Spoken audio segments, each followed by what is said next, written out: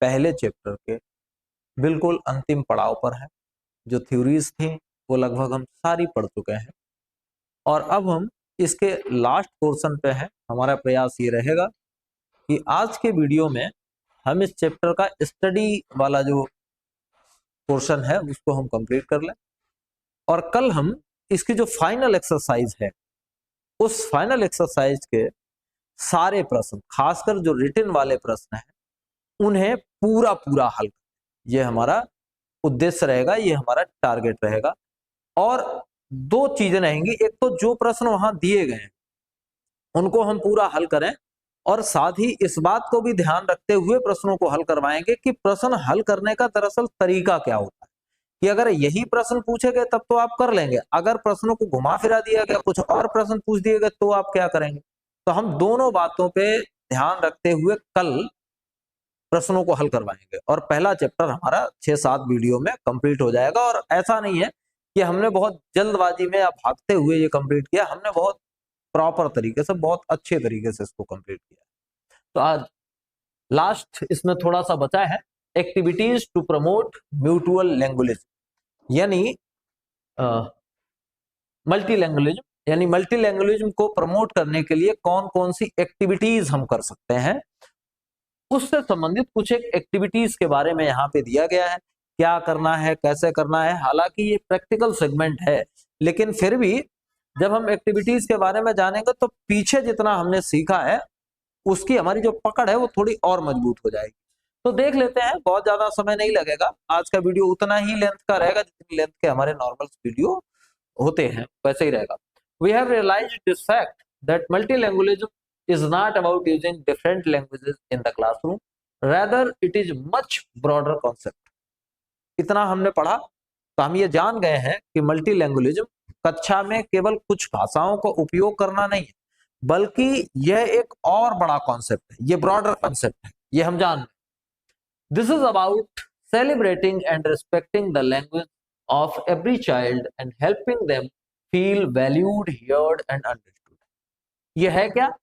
ये सेलिब्रेट करना है, ये रिस्पेक्ट करना है उन सब बच्चों की लैंग्वेज को जो अलग अलग लैंग्वेज वाले बैकग्राउंड से हमारे पास आते हैं, ताकि वो ये फील कर पाए कि उन्हें समझा जा रहा है, उन्हें वैल्यू दी जा रही है और उन्हें सुना जा रहा है। ऐसा through careful planning and practice teachers can create an environment of trust and mutual respect among children. अगर टीचर क्या करे, टीचर थोड़ा सा प्रैक्टिस करे, थोड़ा सा प्लान करे, तो वो बच्चों के बीच में एक ऐसा एटमॉस्फेयर क्रिएट कर सकता है, ऐसा एनवायरनमेंट क्रिएट कर सकता है कि म्यूचुअल रिस्पेक्ट उससे बढ़ेगी। These activities will not only augment vocabulary and communication skills, but will also help in fostering joyful and meaningful learning experiences। अब ये एक्टिविटीज अगर आप करेंगे तो इससे न केवल वोकैब समृद्ध होगी, न केवल कम्युनिकेशन स्किल्स बढ़ेंगी, बल्कि आपका जो स्टडी का एटमॉस्फेयर है वो जॉयफुल भी हो जाएगा और मीनिंगफुल भी हो जाएगा। Let us look at a few activities that can help teachers in the classroom. अब हम कुछ एक एक्टिविटीज पे बात कर लेते हैं जो टीचर को क्लासरूम में हेल्प करेंगी। पहली है मल्टीलिंगुअल स्टोरी सर्कल। यहां से प्रश्न बनेगा, इसलिए याद रखिएगा, महत्वपूर्ण बात है। पहला तरीका एक्टिविटी के रूप में मल्टीलिंगुअल को प्रमोट करने के लिए हम क्या कर सकते हैं, हम कर सकते हैं मल्टीलिंगुअल स्टोरी सर्कल। अब मल्टीलिंगुअल स्टोरी सर्कल कैसे बनाएंगे, क्या करेंगे वो देखिए। Children grow up hearing stories from the elders at home. Stories from an integral part of our childhood and therefore are a powerful way to connect with children. It helps them to express their ideas, emotions and feelings in language they are most comfortable with. Multilingual storytelling will help involve all students in class। Normal सी बात, यहाँ ये बताने का प्रयास किया गया है कि बच्चा जब छोटा होता है तो वह स्टोरी सुनना पसंद करता है, वह स्टोरी में अपने आप को इंगेज करता है। हालांकि इस वाली जनरेशन की अगर हम बात करेंगे तो इसको स्टोरी सुनने का चाव नहीं है, क्योंकि इसके पास एक स्पेशल प्रकार का बम आ गया है जिसे मोबाइल कहते हैं। तो ये स्टोरी सुनने में उतना इंटरेस्टिंग नहीं है, लेकिन फिर भी हम लोग जिस बैकग्राउंड के बच्चों को पढ़ाते हैं उनको इतनी आसानी से मोबाइल नहीं मिलता है, आप ये भी समझते हैं। तो वो बच्चे अभी भी स्टोरी में इंटरेस्टेड रहते हैं। हमारा बचपन भी स्टोरी सुनते हुए गुजरा है, हमें बड़ा इंटरेस्ट आता था, बड़ा मजा आता था। तो अगर हम बच्चे को इन्वॉल्व करना चाहते हैं कि वो अपनी स्टडी में एक्टिवली पार्टिसिपेट करे, तो हमारे लिए एक अच्छा तरीका है कि हम स्टोरी टेलिंग को उसमें शामिल करें। और स्टोरी टेलिंग को भी कैसे शामिल करें? मल्टीलिंगुअल स्टोरी टेलिंग करें। मतलब एक स्टोरी को एक भाषा में सुनाएं, फिर दूसरी भाषा में सुनाएं, अलग अलग भाषाओं के शब्द उसमें शामिल करें, इस तरह से। तो बच्चा क्या करेगा? हमें लगेगा कि बच्चा एंगेज है और बच्चे को आनंद आएगा अपनी क्लास में और वो उस क्लास में शामिल होगा। अब दिए गए हैं डायरेक्शंस, क्या है? The teacher can invite children to narrate stories in the language they speak at home. तरीका क्या होगा इसका? स्टोरी टेलिंग सर्कल बनाने का तरीका क्या होगा? टीचर बच्चे को बुलाएगा और उससे कहेगा कि ये कहानी सुनाओ, जैसे तुम घर पे सुनाते हो वैसे, घर की भाषा में सुनाओ, घर की भाषा में कहानी बतानी है आपको, ये कहेगा। Picture cues can also be taken and children can be asked to weave story around them. हम तस्वीरें इस्तेमाल कर सकते हैं, बच्चों को कोई तस्वीर दिखाएं और उससे कहें कि इस पे अपनी एक कहानी बनाओ, तो बच्चा उसके आसपास अपनी कहानी का ताना बाना बुन सकता है, ऐसा भी होगा। For example, the children can tell stories in Gondi, Bundeli and Santhali. Children can be encouraged to use drawings, puppets and other local available props. अलग अलग भाषाओं में उन्हें सुनाई जाए। बच्चों को इस बात के लिए इनकरेज किया जाए कि वो पिक्चर्स का उपयोग करें, पपेट्स यानी कठपुतलियों का उपयोग करें, और जो भी आसपास लोकल में जो भी संसाधन उपलब्ध है उनका उपयोग करते हुए कहानी सुनाए। After the story, the teacher और other children in class can retell in Hindi और इंग्लिश। अब बच्चे ने अपनी किसी लोकल लैंग्वेज में भाषा सुनाई, वो कहानी सुनाई। अब कोई दूसरा बच्चा या खुद अध्यापक वो कहानी खत्म हो जाने के बाद फिर हिंदी में या अंग्रेजी में वही कहानी सुनाएगा। तो ये मल्टीलिंगुअल सिस्टम हो गया। For instance, a child narrates a local folk tale in her his language. एक बच्चा अपनी भाषा में कोई लोकल की फोक स्टोरी सुनाता है। The teacher rights the keywords on the black board. और बच्चा उस कहानी के कीवर्ड्स को, टीचर उस कहानी के कीवर्ड्स को ब्लैक बोर्ड पे लिख देता है। इफ पॉसिबल, इक्विवेलेंट्स इन हिंदी और इंग्लिश। हिंदी या इंग्लिश में वो बराबर के अर्थ वाले शब्दों को लिख देता है। And then ask the children to act it out in their own language groups. और फिर अपनी लैंग्वेज ग्रुप में उनको परफॉर्म करने के लिए कहता है। एग्जाम्पल ऑफ पिक्चर क्यूज, मृदंग 1 एनसीईआरटी 2025। ये पिक्चर क्रूज है, मतलब ये पिक्चर दिखाई जाए बच्चे को और कहा जाए कि कहानी लिखो, दो चिड़ियों की कहानी क्या हो सकती है। बच्चे कुछ कहानी वीव करेंगे, बनाएंगे। ये तो हो गया पहला तरीका। अब दूसरा तरीका क्या है? पहला तरीका हो गया कि स्टोरी सर्कल बनाए और उससे कहानियां कहलवाएं, ये एक तरीका हो सकता है। दूसरा तरीका बताया गया लैंग्वेज कॉर्नर्स बनाने का। लैंग्वेज कॉर्नर का मतलब क्या हुआ? ऐसा समझिए, लैंग्वेज कॉर्नर का मतलब कि एक कॉर्नर में लैंग्वेज से रिलेटेड बहुत सारी चीजें कलेक्ट की जाए। Dealing with multiple languages in a challenge for the teacher, language corners come in handy in such a situation. The teacher can create dedicated language corners for different languages in the class, thereby creating working space for languages to flourish simultaneously। कुल मिलाकर के कहने का मतलब यहाँ पे ये है कि टीचर लर्निंग कॉर्नर्स बना सकते, लैंग्वेज कॉर्नर्स बना सकता है। लैंग्वेज कॉर्नर्स क्या है? डिफरेंट डिफरेंट भाषाओं की वहां बुक्स रखी जाए, पंपलेट्स लगाए जाएं, चित्र रखे जाएं, उनमें कुछ अलग अलग भाषाओं के शब्द लिखे जाएं। तो इस तरह से वो उपयोग कर सकता है। अब एग्जाम्पल कैसे करके? Directions, for the purpose of creating language corners in the classroom, the teacher can arrange books in different language. अब लर्निंग कॉर्नर, लैंग्वेज कॉर्नर बनाने के लिए टीचर क्या करे?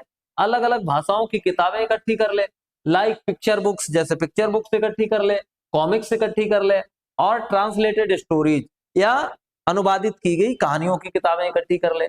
दे can create charts showing numbers, colours और animals in different local language. विभिन्न प्रकार की चार्ट लगा ले, जानवरों की एक चार्ट लगा ले, उसमें जानवरों के नाम लोकल लैंग्वेज में, हिंदी में, अंग्रेजी में, सब में लिखे हों। फलों की चार्ट लगा ले तो फलों के नाम भी 3 भाषाओं में लिखे हों, ये कर सकता है। A blackboard space can be dedicated to the word of the week or 2 or 3 language spoken by the children। या फिर बोर्ड पे एक जगह खाली कर ले कि यहाँ पे वर्ड ऑफ द डे लिखा जाएगा, रोज एक शब्द लिखा जाएगा 2-3 भाषाओं में। बच्चा कम से कम एक शब्द 2-3 भाषाओं में रोज तो सीखेगा ही, इससे ये फायदा होगा। For example the teacher can create a poster showing the word water in different languages, पानी in Hindi, Jalam in Sanskrit, Neeru in Kannada, आब in Urdu, with drawings and pictures। जैसे एक दिन का वर्ड हो गया पानी, अब पानी दिखाया उसमें, और पानी दिखाने के साथ 5 अलग अलग भाषाओं में पानी को क्या कहते हैं वो हमने लिख दिया, तो बच्चा उससे सीखेगा।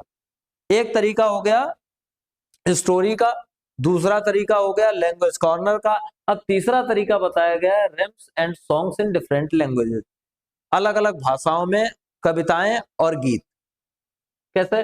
Songs and rhymes are always a fun way to involve children in the process of learning. ये हमेशा अच्छा तरीका होता है, आनंददायक तरीका होता है कि बच्चे को हम इंगेज करें पढ़ाई में। These are not only easy to remember but also help in developing vocabulary and language fluency। ये केवल समझने की बात नहीं है, बल्कि रैम्स और सॉन्ग्स बच्चे की वोकैब को अच्छा करती हैं और साथ ही लैंग्वेज में फ्लुएंसी लाती हैं, उसके शब्द बड़ी आसानी के साथ उससे उच्चारित हो पाते हैं। डायरेक्शंस करना क्या क्या है? The teacher can ask children to sing rhymes और songs they know in their home language. Teacher बच्चों से कहे कि आप अपने घर पे जो भी कविता गीत आपको आता है वो हमें सुनाओ, उस भाषा में सुनाओ। Wherever possible, the teacher can make use of gestures, actions and visuals to support the spoken word। और जहां तक हो सके टीचर जो भी तरीका अपना सके कि बोले गए शब्दों को इशारों में कैसे एक्सप्रेस किया जाएगा, भावों में कैसे एक्सप्रेस किया जाएगा। The teacher can also translate some well non English rhymes to Hindi और the home language of the children for better comprehension. और ज्यादा बेहतर करना है तो किसी जानी पहचानी कविता को तीनों भाषाओं में लिख लिया जाए और वो तीनों भाषाओं में याद करवाई जाए, बच्चों को तीनों भाषाओं में पढ़वाया जाए। Common rhymes like the one in the picture can be taken up in the class. इस तरह से एक कॉमन बना ली जाए और वो क्लास में लगाई जाए। Such simple rhymes can be translated into a local language, और फिर वो लोकल लैंग्वेज में ट्रांसलेट की जाए, that are available in the class, जो कि क्लास में अवेलेबल हो। जैसे head, shoulders, knees and toes, head, shoulders, knees and toes, and, eye and ears, and mouth and nose, head, shoulders, knees and toes. अब इसमें क्या है, बच्चा जिसका नाम लिखा उसी को छुएगा, तो इसको एक क्रम में बिल्कुल ऐसे ही हिंदी में कर लिया जाए और लोकल लैंग्वेज में कर लिया जाए। जब ऐसे करके तीनों भाषाओं में उसको कर लिया जाएगा तो बच्चा हेड में जब इस तरीके से छुएगा, फिर सिर कहेगा, फिर ये छुएगा, तो वो दोनों शब्दों को आपस में जोड़ लेगा। उसे पता हो जाए कि गा की हेड माने सिर और सिर माने हेड होता है, ये वो जान जाएगा। खैर आगे देखिए, फिर अगली चीज आती है role play and demonstration. The NEP and NCF emphasise experiential learning and learning by doing. NEP और एनसीएफ दोनों ये कहते हैं कि बच्चा सीखे करके सीखे। और जब आप लिटरेचर पढ़ रहे होते हैं तो ज्यादा बेहतर है कि उसका नाटकीय रूपांतरण करवा लिया जाए।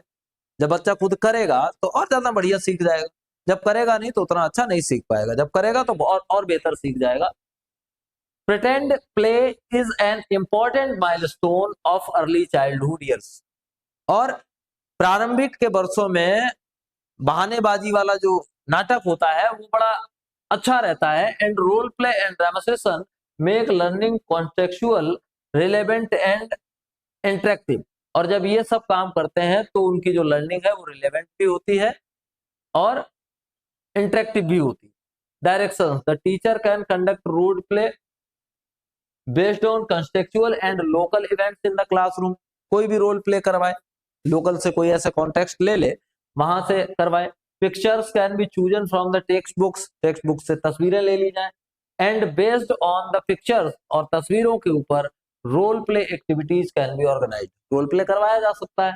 For example situations like shopping at the market, बिल्कुल नॉर्मल सी चीज है कि बाजार जाओगे तो सामान कैसे खरीदोगे, ये करवा सकते हैं। अब visit to the doctor, doctor के पास जाओगे तो क्या क्या बात करोगे। एंड ट्रेवलिंग बाई बस, बस पे बैठ के जाओगे, ट्रेन पे बैठ के जाओगे तो क्या करोगे, can be enacted by students in the class. ये नॉर्मल से काम करवाए जा सकते हैं। The children should be allowed to use the language that they are most comfortable with, और बच्चों को ये छूट दी जाए कि ये एक्ट करते समय वे उसी भाषा का उपयोग करें जो भाषा बोलना उन्हें आसान लगता है। जबरदस्ती किसी भाषा को उनके ऊपर थोपे नहीं, उन्हें वही भाषा बोलने दें जो उन्हें बोलने में सबसे आसान लगती है। The teacher can also encourage bilingual और मल्टीलिंगुअल डायलॉग्स। अब टीचर एक काम और कर सकता है, बाइलिंगुअल डायलॉग्स को इंक्लूड कर ले, मल्टीलिंगुअल डायलॉग्स को इंक्लूड कर ले। For example, two children act as shopkeeper and customer. उदाहरण के लिए दो बच्चे हैं, एक्ट कर रहे हैं, एक शॉपकीपर बना है, दुकानदार बना है, और एक उसका कस्टमर बना है। फिर one speak in their home language, एक अपनी घरवाली भाषा में बात करता है, and the other replies in Hindi, और दूसरा हिंदी में जवाब देता है। Then they switch roles and repeat in English, फिर वे अपना रोल बदल लेते हैं और फिर अंग्रेजी में बात करते हैं, इस तरह से। अगला तरीका जो बताया गया है वो है वर्ड बाल्स एंड पिक्चर डिक्शनरी। बहुत आसान तरीका है, दीवार पे शब्द लिखे हों, चित्र बने हों, पिक्चर डिक्शनरीज हो, उन पे चित्र बने हों, शब्द लिखे हों, इस तरह से भी मल्टीलिंगुअल क्लासेस को सपोर्ट किया जा सकता है। A word wall in the class helps children acquire new words and retain them in their active vocabulary. एक तो वर्ड बॉल में क्या होता है, बच्चा नया नया शब्द सीखेगा, और नया शब्द सीखेगा तो उस पे एक्टिव रहेगा, तो वो लंबे समय तक उसको याद भी रहेगा। An interactive display on of new vocabulary in multiple language reinforce their acquisition. तो जब बहुत सारे शब्द वो सीखता है तो वो इस तरह से सीख सकता है। डायरेक्शंस देखो, the teacher can choose 5 to 10 words on A weekly basis. पूरे सप्ताह भर के लिए 5 से 10 शब्द चुन ले। These words can range from fruit names, जैसे फलों के नाम हो सकते हैं, बॉडी पार्ट्स हो सकते हैं। The words from the local context, local context की चीजें हो सकती हैं। These words can be displayed creatively in the different languages, और अलग अलग भाषाओं में क्रिएटिव तरीके से इनको दर्शाया जाए। Spoken in the class, class में जो भी भाषाएं बोली जाती हैं। Children can be involved and asked to prepare simple handmade pictures, और बच्चों से कुछ हैंडमेड तस्वीरें बनवाई जाए इनकी। And drawings for illustration, for example apple can be written in different vocabulary equivalents like सेब इन हिंदी, सफरजंग इन गुजराती, अपेल इन बंगाली। तो ऐसे एप्पल लिखा जाए अलग अलग जगह पे, फिर बच्चों से बनवाया जाए चित्र, तो ये किया जा सकता है। अगला तरीका है bridge the words. The objective of the bridge the words, the objective of this game is to help children build vocabulary by connecting them with words from their other language। ये क्या तरीका है? ये तरीका है कि एक खेल खेल के माध्यम से बच्चा दूसरी भाषा के शब्दों को सीखता है। डायरेक्शन क्या करना है, teacher rights common English words on the board. Teacher normal से इंग्लिश के शब्द बोर्ड पे लिखता है, लाइक ट्री, वाटर, बुक, सन, फ्रेंड आदि। The teacher can then show pictures associated with these words। फिर इन शब्दों से जुड़ी हुई तस्वीरें टीचर दिखाता है। And ask the student to name the equivalent of those words in their home language। और फिर पूछता है कि तुम्हारी घरवाली भाषा में क्या कहा जाता है इन चीजों को। A word bridge chart with different columns can be created on the board with the word written on them। This activity can be extended to form simple basis sentences in different languages. अब ये जो तरीका है वो शब्द से बढ़कर के वाक्यों तक जा सकता है। A simple example has been given below to illustrate this activity in 4 languages, Hindi, English, Gujarati and Marathi. जैसे सबसे पहले शुरुआत की का है कि सन, सूर्य, सूर्य, सूरज, इसी तरह से वृक्ष, झाड़, पेड़, और फिर सिंपल से सेंटेंसेस बनाओ। द सन इज ब्राइट, सूर्य तेजस्वी है, सूर्य तेजस्वी है, सूर्य चमकीला है। इस तरह से अलग अलग भाषाओं में।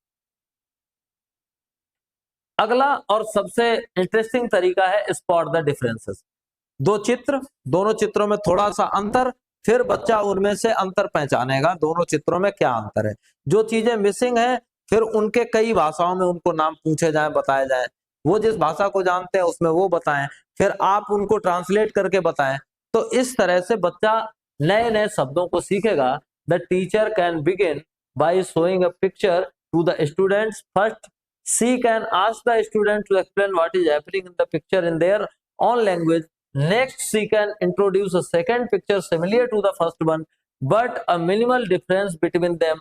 The activity can then be extended by asking the student to spot to difference in different languages. A simple example can be found below. मतलब पहले टीचर बच्चे को एक फोटो दिखाए और उससे पूछे इसमें क्या हो रहा है उसकी लोकल लैंग्वेज में, फिर एक और तस्वीर ले आए, वो दोनों तस्वीरों के बीच में जरा सा अंतर हो, फिर ये कहे कि अब इन दोनों के बीच में जो अंतर है उसको स्पॉट करो, ढूंढो क्या अंतर है। अब उसकी लैंग्वेज में उन अंतरों को दूसरी भाषा के साथ भी बता सकता है और पूछ सकता है। ऐसा करके उसकी दोनों भाषाएं मजबूत होती चली जाएंगी। अब देख लो हुआ क्या है, क्या क्या बताया गया अभी तक इतनी देर में। पहली चीज बताएगी कि भाई स्टोरी टेलिंग करनी है एक्टिविटी। अब स्टोरी टेलिंग में कौन कौन सी भाषाएं शामिल होंगी? होम लैंग्वेज हो सकती है, हिंदी हो सकती है, इंग्लिश हो सकती है। इससे सीखने को क्या मिलेगा? एक्सप्रेशंस मिलेंगे, लिसनिंग, कल्चरल शेयरिंग होगी। लैंग्वेज कॉर्नर सारी भाषाओं में हो सकता है, इससे वोकेबुलरी और रीडिंग स्किल बढ़ेगी। सॉन्ग्स और रैम्स क्या होगा? किसी भी भाषा में की जा सकती हैं, इससे प्रोनाउंसिएशन बढ़ेगा, रिदम आएगा, कंप्रिहेंशन बढ़ेगा। रोल प्ले से क्या होगा? ये भी मिक्स्ड लैंग्वेज में होगा और ये सबसे फ्लेक्सिबल है, बच्चा जैसा बोलना चाहे। कम्युनिकेशन और सोशल स्किल डेवलप होगी। फिर बर्ड बॉल आ गई। बर्ड बॉल से क्या फायदा होगा? Home, school and regional language में हो सकती है। Visual memory, spelling, multi sensory learning होगी इससे। ब्रिज द वर्ड्स, इससे क्या होगा? इससे वोकेबुलरी, ट्रांसलेशन और सेंटेंस फॉर्मेशन होगा। स्पॉट द डिफरेंस में क्या होगा? बच्चे की स्पीकिंग स्किल बढ़ेगी, ऑब्जर्वेशन की स्किल बढ़ेगी और ट्रांसलेशन की स्किल बढ़ेगी। अब ये एक और एक्सरसाइज आ गई है, check your progress 1.5, fill in the blank. A in the class help children to acquire new words and retain them in their active vocabulary.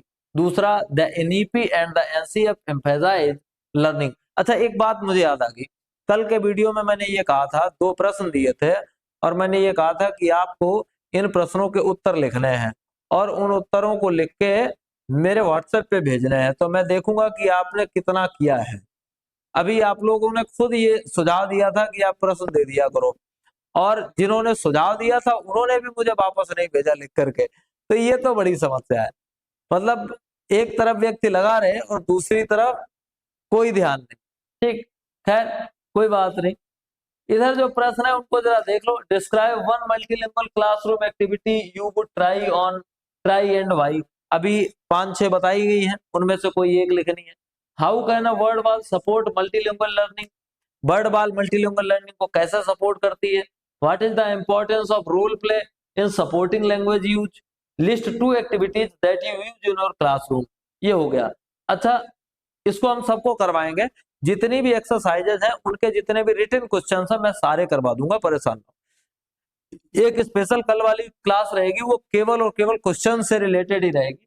हम पूरे चैप्टर को जरा सम अप कर लेते हैं, यानी कंप्लीट कर लेते हैं। फाइनल में जो कुछ दिया गया है हम उसको एक बार देख लेते हैं। The national education policy 2020 and the national curriculum framework recommend the use of home language और the mother tongue as medium of instruction up to at least grade 5 and preferably until grade 8 and beyond.